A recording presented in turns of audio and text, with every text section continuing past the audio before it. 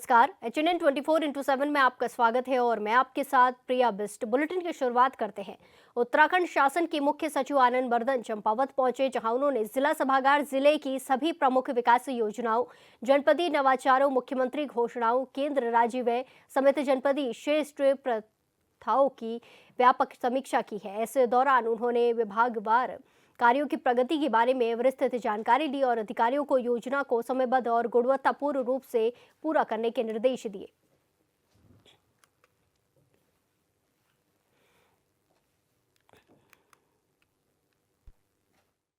मुख्यमंत्री जी का विजन है एक शारदा रिवर कॉरिडोर के बारे में। उसकी कल इंस्पेक्शन किया गया ग्राउंड पे और जो विभिन्न विभाग और एजेंसीज उसमें काम कर रही है उनके साथ विस्तृत विचार विमर्श भी किया गया। और शारदा कॉरिडोर के कई प्रोजेक्ट्स जो हैं काफ़ी एडवांस स्टेज में हैं और हम आशा करते हैं कि शीघ्र ही अगले 8-10 दिन में उनके स्वीकृति के आदेश भी हो जाएंगे। मैं तो ये कोशिश करूंगा कि जो जो परियोजनाएं प्रस्तावित हैं या जहां पे कार्य होना है उसको हम जल्दी से एक्सपेडाइट कराएं, जिससे कि जो काम होने हैं वो जल्दी से जल्दी धरातल पे हो। चंपावत पहुंचे उत्तराखंड शासन के मुख्य सचिव आनंद बर्धन ने जिले के कई पर्यटन और सार्वजनिक स्थलों का स्थलीय निरीक्षण किया। सबसे पहले मुख्य सचिव ने बस टर्मिनल चंपावत का निरीक्षण किया, जहां निर्माणादायी संस्था CNDS के अधिशासी अभियंता ने उन्हें प्रस्तावित बस टर्मिनल की समग्र जानकारी दी। इस दौरान मुख्य सचिव ने यात्रियों की सुविधाओं को प्राथमिकता देने के निर्देश दिए, जिसके बाद उन्होंने लोहाघाट में मायावती आश्रम का भ्रमण किया।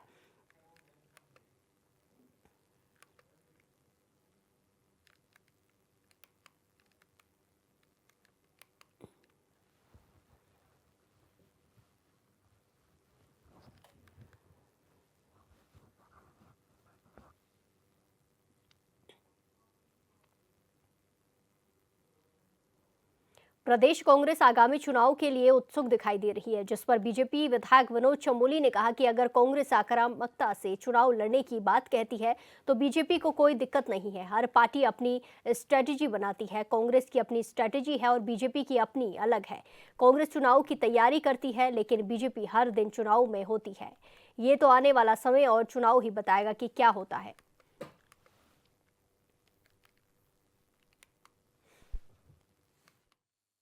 जिन लोगों से भी बात हुई, अगर वो कहते भाई आक्रामकता से चुनाव लड़े, कोई दिक्कत नहीं। हर पार्टी अपनी स्ट्रेटजी बनाती है, उनकी अपनी स्ट्रेटजी है, हमारी स्ट्रेटजी अपनी अलग है।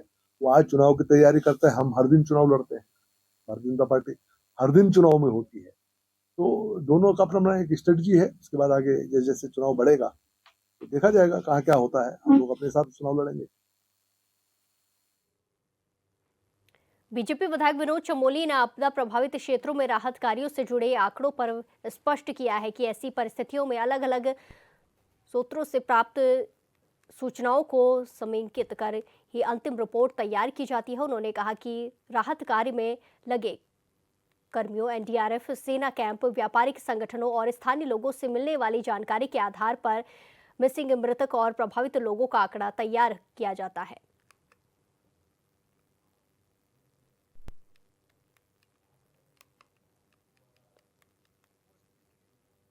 तो इसी प्रकार से यहाँ पर भी स्थिति आई है। तो जो आंकड़े हमारे पास आए, आंकड़े कैसे आते हैं? जो राहत कार्य में लगे हुए लोग हैं, अगर उनको राहत कार्य के दौरान वहां पर कोई डेड बॉडीज मिली है तो एक आंकड़ा वो हो जाता है। एक आंकड़ा हुआ है कि उस समय जो लोग वहां थे उनके परिजन जो सूचना देते हैं उसके आधार पर वो मिसिंग है, तो वो एक आंकड़ा हमारे पास हो जाता है। जो NDRF ने काम किया होगा, SDRF ने काम किया होगा, उनके माध्यम से कोई आंकड़े आए तो वो सूचना वहां पर आती है। वहां पर क्योंकि आर्मी के कैंप थे, आर्मी वहां पर रहती है, तो उन्होंने जो सूचना दी होगी वो उसका आधार है। वहां पर तमाम व्यापारिक क्षेत्र है जो प्रभावित हुआ, जहाँ पर लोगों के व्यवसाय थे, तो वहां पर जो व्यापार मंडल है, वहां के जो स्थानीय लोग, स्थानीय जनप्रतिनिधि, उन्होंने जो आंकड़े दिए होंगे वो भी हमारे पास एक आंकड़ा होता है। इसके साथ साथ जो आसपास के लोग जो मिसिंग होंगे, जो अभी तक जिनका पता नहीं चला है, तो निश्चित तौर पर उसकी सूचना भी जिला प्रशासन के पास होगी। और इन सब आंकड़ों को संकलित करते हुए फिर एक फिगर निकलता है कि भाई इतने लोग वहां पर आपदा में मृतक पाए गए या नहीं रहे। इस प्रकार से आंकड़े जुटाए जाते हैं। लेकिन अगर इसके अलावा कोई और रिसोर्स, अगर कर्नल साहब, क्योंकि स्वाभाविक बात है, बहुत जिम्मेदार आदमी है और केदारनाथ आपदा में उन्होंने बहुत काम किया, उनका एक्सपर्टाइज भी है आपदा राहत का। तो अगर उनके पास कोई आंकड़े होंगे तो निश्चित तौर पर, अब उन्होंने बात कही है तो पार्टी उसका संज्ञान लेगी, पार्टी उनसे बात करेगी और वो आंकड़े होंगे तो उसमें सम्मिलित कर दिए जाएंगे, उसका जो भी उनको राहत। इसी के साथ खबरों में आगे बढ़ते हैं। रानीखेत के सोमनाथ मैदान में कुमाऊं रेजिमेंट सेंटर में 603 अग्निवीर सेना का हिस्सा बने। 31 सप्ताह के कठिन प्रशिक्षण के बाद 603 अग्निवीरों ने देश की आन बान और शान पर मर मिटने की कसम खाई। जहां केआरसी के धर्म गुरुओं ने इन अग्निवीरों को शपथ दिलाई। मौके पर KRC commandant brigadier Sanjay Kumar Yadav ने परेड की सलामी ली और प्रशिक्षण के दौरान सर्वश्रेष्ठ प्रदर्शन करने वाले अग्निवीरों को मेडल देकर सम्मानित किया।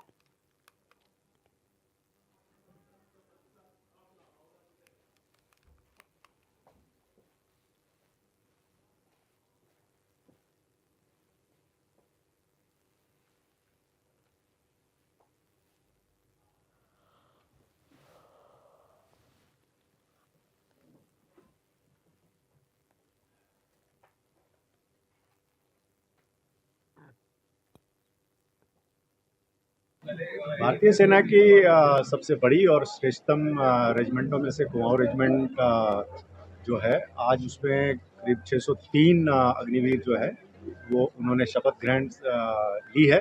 साथ में इसमें 164 टीए के भी 111 अग्निवीर है और हमारी तरफ से रेजिमेंट के सभी सीनियर ऑफिसर्स और कमांडर रेजिमेंट की तरफ से सभी अग्निवीरों और उनके परिजनों को आज की बहुत बहुत बधाई।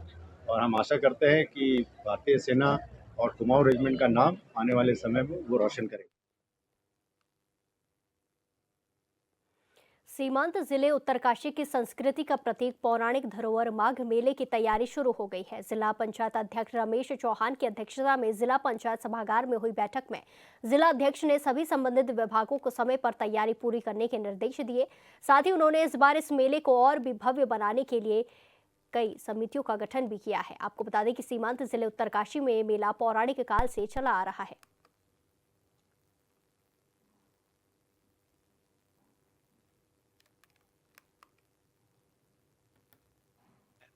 पौराणिक माघ मेला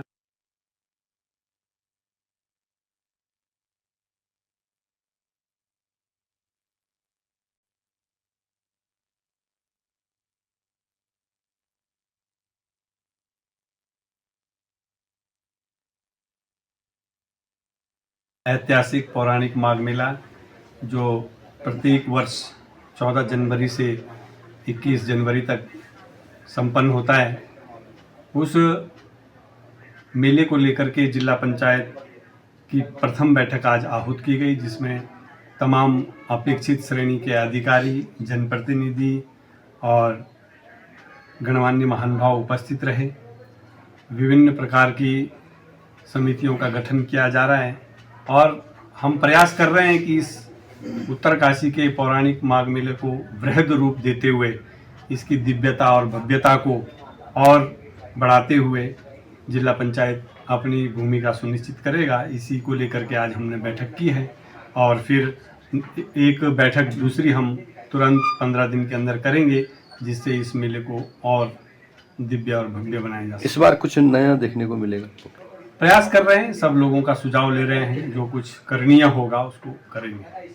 जी, जो घाटे हैं, घाटों की स्थिति आपने देख ली, तो क्या घाटों के लिए भी वहाँ पर जो चेंजिंग रूम है, प्रकाश की व्यवस्था है और घाटों में जो कुछ सुधारीकरण किया जा सकता है। 5 दिसंबर से 11 दिसंबर तक झारखंड विधानसभा का शीतकालीन सत्र आहूत है। लिहाजा 4 दिसंबर को सर्वदलीय बैठक बुलाई गई है। उससे पहले सत्र को लेकर विधानसभा अध्यक्ष 3 दिसंबर को प्रशासनिक अधिकारियों के साथ बैठक करेंगे। 8 दिसंबर को अभूतपूर्व बजट पेश होगा।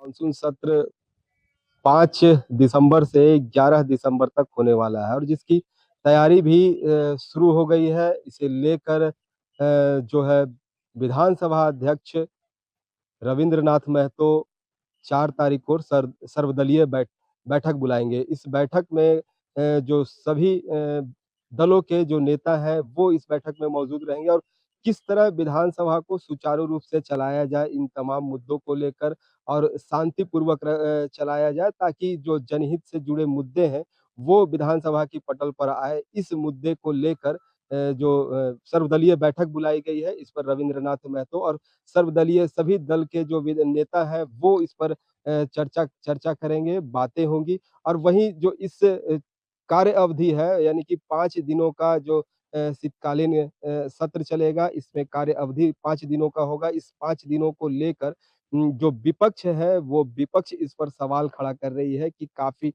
छोटा यह कार्य दिवस है, इस पर जनहित के मुद्दे जो निकल कर सामने नहीं आएँगे। और वहीं दूसरी ओर जो सत्ताधारी दल है, ये सत्ताधारी दल और विपक्ष, ये दोनों मिलकर अपने-अपने विधायक अपने दलों का बैठक करेंगे। इस बैठक में अपनी रणनीति बनाएँगे कि किस तरह विधानसभा में अपनी बातों को रखा जाए।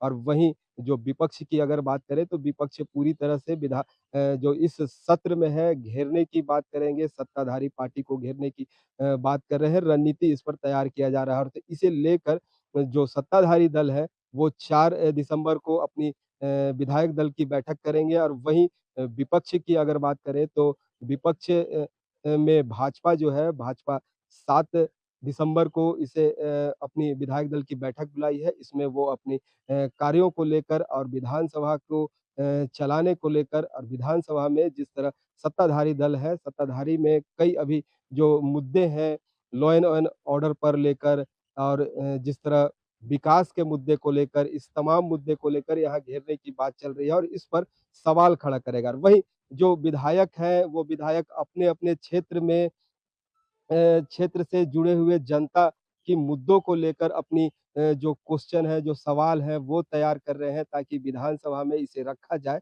और जनहित से जुड़े मुद्दे ज़्यादा से ज़्यादा निकल कर विधानसभा में आए।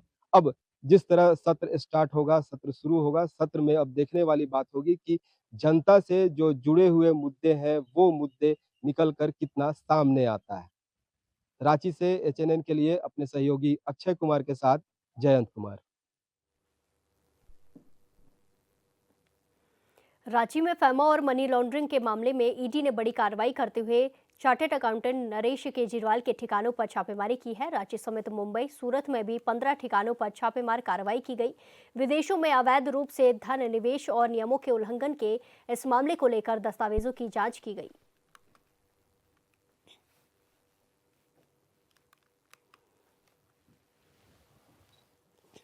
सहित 15 ठिकानों पर ईडी की बड़ी छापेमारी चल रही है। इस वक्त जो है रांची के चर्च कॉम्प्लेक्स स्थित नरेश केजरीवाल है, इनके कार्यालय पर ईडी की छापेमारी जो है पहले सुबह की गई थी। तमाम जो इस वक्त सामने तस्वीरों में नजर आएंगे कि जिस तरह केंद्रीय सुरक्षा बल के जो सीआरपीएफ के जवान हैं, ये जवान इस सुरक्षा घेरे पर बनाए हैं और यही जो नरेश केजरीवाल है, इनका कार्यालय है और इस कार्यालय पर अंदर में जो ईडी के अधिकारी हैं, ईडी के अधिकारी छापेमारी कर रहे हैं। इन तमाम चीजों को लेकर जो उनके कागजात हैं, इन सभी कागजातों को खंगाले जा रहे हैं और मामला यह बताया जा रहा है कि यह फेमा है जो विदेशी मुद्रा प्रबंधन अधिनियम यानी कि फेमा के तहत ये कार्रवाई की जा रही है। इसमें विदेशी मुद्रा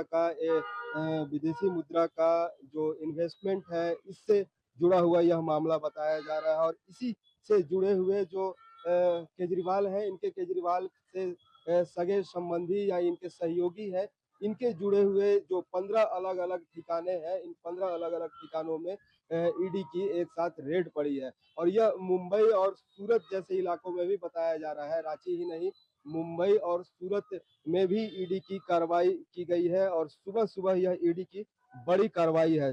जिस तरह विदेशी जो अवैध धन को निवेश करने की बात सामने आ रही थी, इसे लेकर छापेमारी की जा रही है। फिलहाल जो ईडी के अधिकारी हैं, वो यहाँ कार्यालय के अंदर जो तमाम कागजातों को खंगाले जा रहे हैं। सूत्रों की अगर माने तो सूत्रों की तरफ से हवाले आया है कि अभी तक जो पैसे के रकम की बात आ रही है, वो पैसे अभी कुछ बरामद नहीं हुए हैं, लेकिन छापेमारी जारी है और कागजी कार्रवाई की जा रही है। तमाम कागज खंगाले जा रहे हैं और जिस तरह ईडी की जो यह कार्रवाई है, इस कार्रवाई से लगातार अभी हाल के दिनों में देखा जाए तो ईडी काफी सुर्खियों में रह रही है। फिर से ईडी की जो राजधानी में है वो दबिश देखने को मिल रहा है।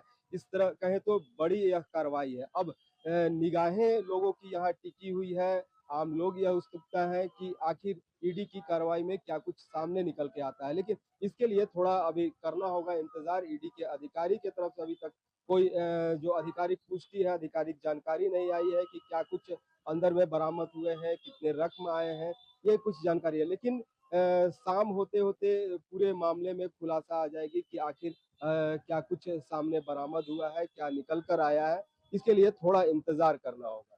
रांची से एचएनएन के लिए अपने सहयोगी अक्षय कुमार के साथ जयंत कुमार।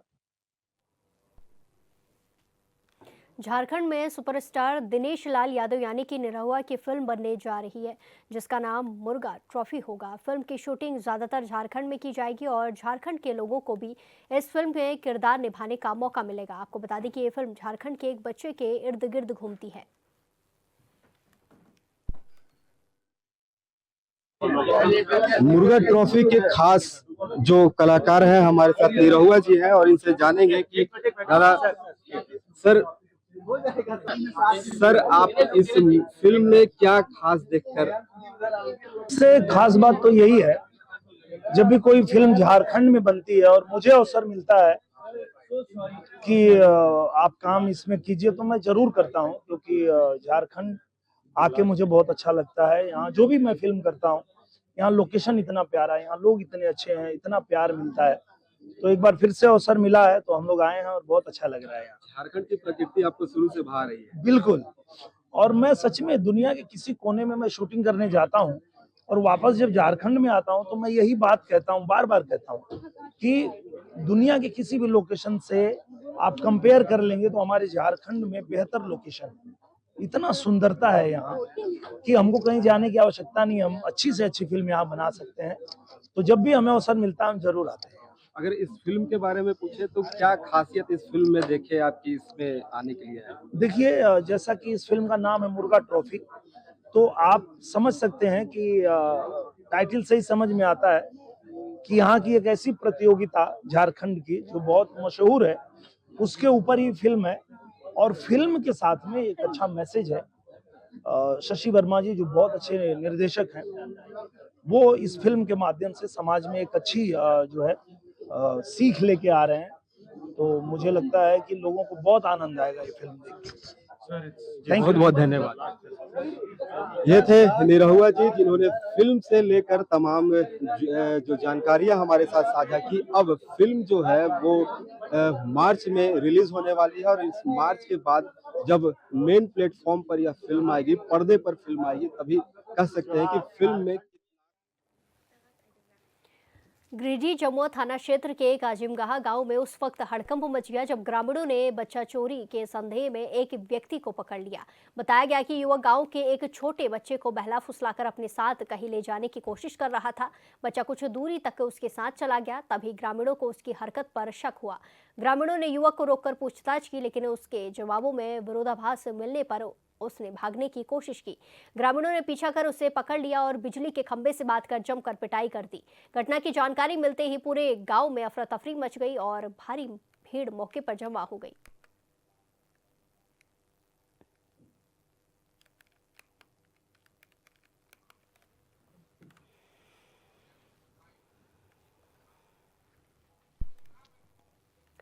लग्जरी कार से बिहार ले जाई जा रही अवैध शराब को गिरिडीह जिले के तीसरी पुलिस ने जब्त कर लिया है।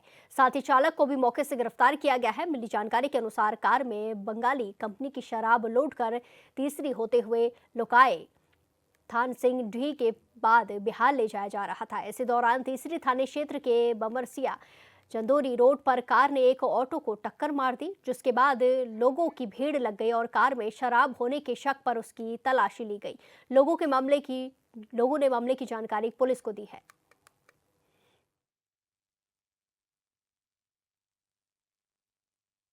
तीस तारीख को लगभग 4 बजे संध्या को एक सूचना मिली कि एक चंदौरी और तीसरी मार्ग पर 4 पहिया वाहन दुर्घटनाग्रस्त हो गई है।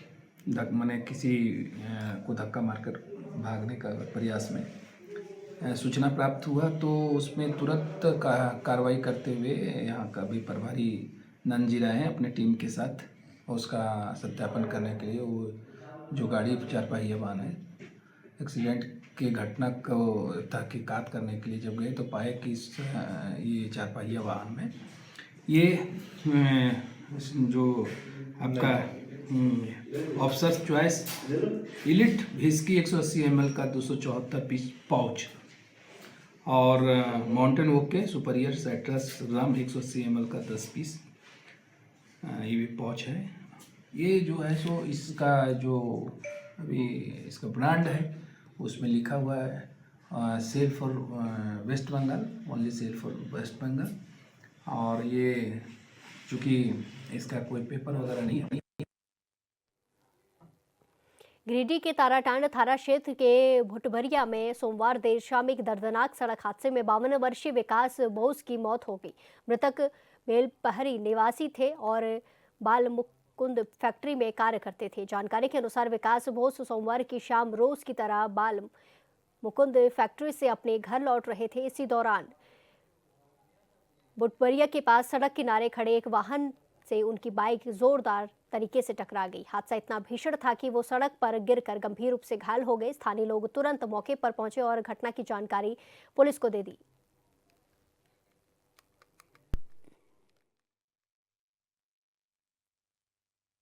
नोएडा वासियों को अब मस्ती के साथ दिल्ली गुरुग्राम जाने की जरूरत नहीं है। सोमवार को विधायक पंकज सिंह ने सेक्टर 94 में 25 करोड़ से बने जंगल ट्रेल का उद्घाटन किया है। पार्क में लोहे के कबाड़ से पशु पक्षियों की 650 से अधिक आकर्षक आकृतियां बनाई गई हैं। ये जंगल ट्रेल कबाड़ से आबाद हुआ है। रिपोर्ट देखिए। नोएडा में जंगल ट्रेल पार्क आदमकद मगरमच्छों और हाथियों से लेकर डॉल्फिन और शार्क मछलियों तक कई जंगली प्राणियों की मूर्तियों का बेहद अनोखा संग्रहालय है। नोएडा प्राधिकरण की ओर से बनाया गया ये पार्क सोमवार को जनता के लिए खुल गया। एक निजी फार्म के प्रबंधन में चल रहा ये अनोखा पार्क सेक्टर 94 में महामाया फ्लाईओवर के पास 18 एकड़ में फैला हुआ है। इस पार्क में कबाड़ से बनी जानवरों की मूर्तियां, बच्चों के लिए खेल का मैदान, एक aqua world area, picnic spot और एक फूड कोर्ट भी है जो यहां आने वालों को भरपूर आउटडोर मनोरंजन का शानदार अवसर देता है। ये अच्छा एक कॉन्सेप्ट है जो नोएडा में आया है और बहुत सारे अभी एडवेंचर स्पोर्ट्स, बहुत सारे गेम्स यहाँ पर जब जुड़ेंगे तो एक अच्छी जगह ये बच्चों के लिए होगी। वरना जनरली अगल बगल एनसीआर में ये मुझे लगता है कि पेरेंट्स अपने बच्चों के साथ बड़ी संख्या में यहाँ पर आएंगे। बहुत अच्छी जगह बनकर तैयार है। यहाँ आने वालों ने कहा कि पार्क का अनुभव अनोखा है और इस जगह को देखने वाले बच्चे खासतौर से खेल के मैदानों और पशुओं की आकृतियों को देखकर खूब आनंद लेते हैं। Very nice. We have just entered the aqua world and here are the swings for the children. Children are really enjoying it. It is a very nice experience. Now we are going for the golf car. So hopefully we'll see more animals. We have just started here. So it is all made up of scrap and everything. Everywhere the information is given about the animals. We are liking it a lot. Sir हमें तो बहुत ही अच्छा लगा। मतलब कि सोच नहीं सकते थे कि हम यहाँ पे भी आएंगे। तो मैं स्कूल में जाके पता चला कि हम मैम लेके आई तो हम यहाँ भी मतलब हर चीज़ देखी है जो यहाँ पे नहीं देखी। सबसे अच्छी क्या लगी? बेसमेंट एरिया जो खराब चीज़ों से सामान जानवर बनाए वो ज़्यादा अच्छा लगा। इस पार्क में बच्चों के साथ बड़े लोगों के लिए भी कई साहसिक खेल विधियां मौजूद हैं और यहां आने वाले लोग शैक्षणिक संस्थाओं से अपील करते हैं कि वे छात्रों को यहां लाकर उन्हें खेल के साथ कई तरह की शैक्षिक बातों का ज्ञान करा सकते हैं। यहाँ पर सबसे अच्छी चीज़ें यहाँ पर एलिफेंट्स वाला था और यहाँ पे बोटिंग के लिए भी अच्छा था। सारी चीज़ काफ़ी अच्छी थी और मैं ये टीचर्स को ये बोलना चाहूँगी कि अपने कॉलेज के स्टूडेंट को हर बच्चे को लेके आया। मुझे बहुत अच्छा लगा। काफ़ी चीज़ें यहाँ देखने को मिली जो नहीं देखी थी हमने। काफ़ी कुछ सीखने को मिला और हर टीचर को अपने स्कूल के बच्चों को यहाँ लेकर आना चाहिए। उनको यहाँ बहुत कुछ देखने को मिलेगा, सीखने को मिलेगा। इस जंगल ट्रेल पार्क में प्रवेश का शुल्क 120 रुपए तय किया गया है, जिसमें 3 साल से कम उम्र के बच्चों के लिए प्रवेश निःशुल्क है। प्रशासन को उम्मीद है कि ये पार्क पर्यटन को बढ़ावा देगा और यहाँ आने वालों को इको फ्रेंडली अनुभव का अनोखा आनंद कराएगा। इस बुलेटिन में फिलहाल के लिए इतना ही। बाकी तमाम खबरों के लिए देखते रहिए HNN 24/7। नमस्कार।